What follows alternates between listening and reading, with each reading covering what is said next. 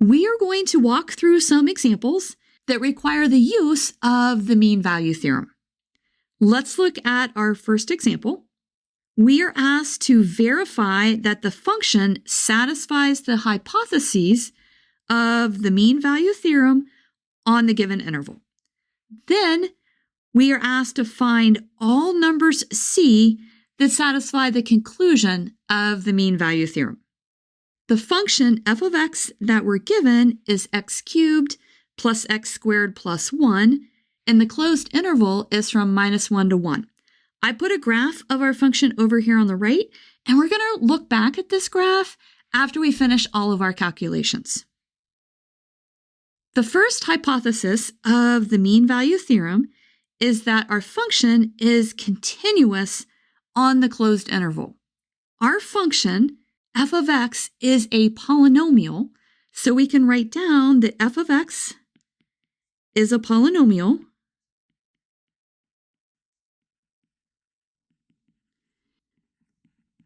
So it is continuous on the closed interval from -1 to 1.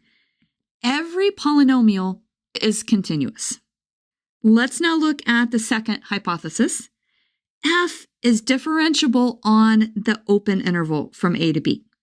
It is a fact that all polynomials are differentiable, but let's just go ahead and take the derivative. We're going to need it later anyway.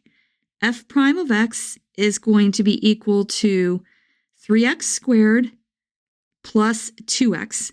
Notice that the derivative is a polynomial, so we can say that f prime of x is a polynomial.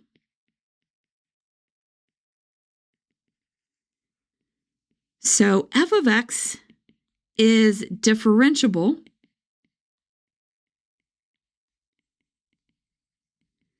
on the open interval from -1 to 1.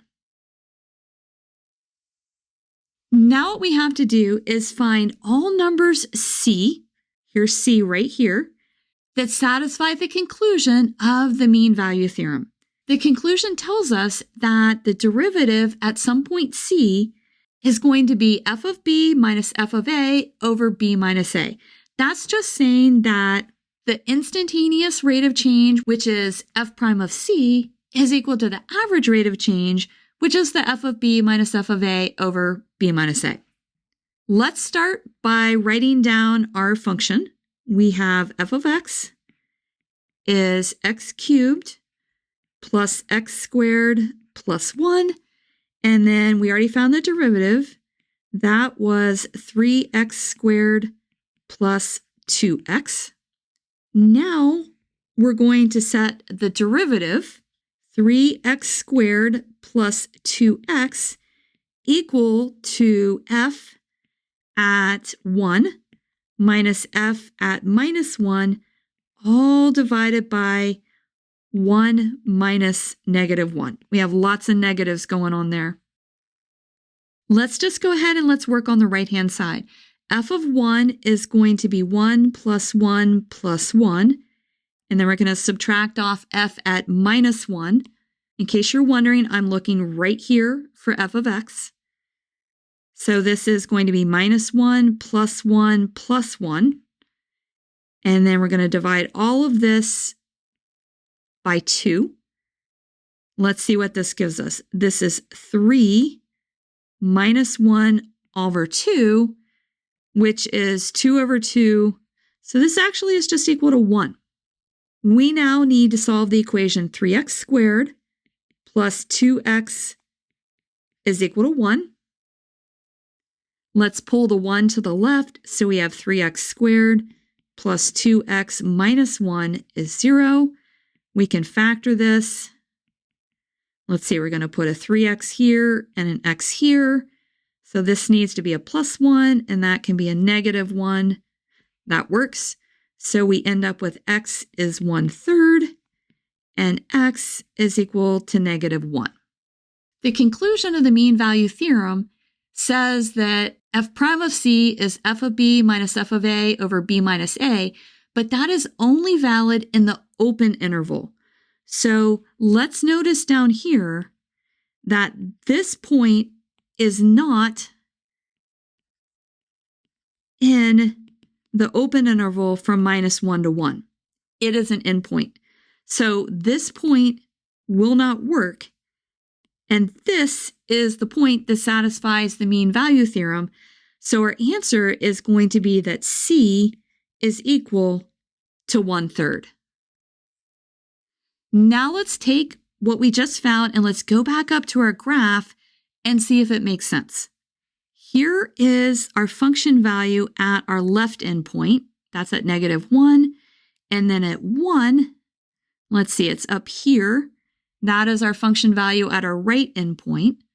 And the mean value theorem tells us that the average rate of change, that's represented by the slope of the secant line, is equal at some point to the instantaneous rate of change. We found the point 1/3, and that's about right here. And you can see that the slope of the tangent line at that point is the same as the slope of the secant line. So the number C that we got is definitely correct. Let's now look at our second example. This is a classic example of how the mean value theorem can be used to find the bound on a function. I think this problem is always difficult for students because it never tells you to use the mean value theorem. You just have to know that you can use the mean value theorem to solve it. Suppose that f of 0 is -3 and the derivative is less than or equal to 5 for the closed interval from 0 to 2. We are asked to find how large can f of 2 possibly be. Let's go ahead and let's write down what we're given. We are told that f at 0 is -3. We are told that the derivative f prime of x is less than or equal to 5. And the interval that we're working with is from 0 to 2. And we want a bound on f at 2. We're going to use the mean value theorem to solve this. Let's start by writing down the conclusion of the mean value theorem. That conclusion is that at some point C, between A and B, the derivative at C is f of B minus f of A. Those are our endpoints, all divided by B minus A. It's just saying the instantaneous rate of change at some point C is equal to the average rate of change over the interval. Our A is going to be 0, and our B is going to be 2. And we know that f prime at C is less than or equal to 5, and that's because f prime of x is less than or equal to 5. Let's go ahead and let's plug these in. I'm going to go ahead and switch sides.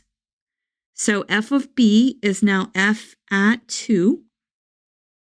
And we subtract f of A, which is f at 0. And then B minus A is 2 minus 0. And this is equal to f prime at C, which is less than or equal to 5. So we have f at 2 minus f at 0, all divided by 2 is less than or equal to 5. We want to find a bound on f of 2, so that's what we're going to solve for. F at 2 minus f at 0 is less than or equal to 10, just multiplying by 2. And then that tells us that f of 2 is less than or equal to 10 plus f at 0. We are told that f of 0 is -3.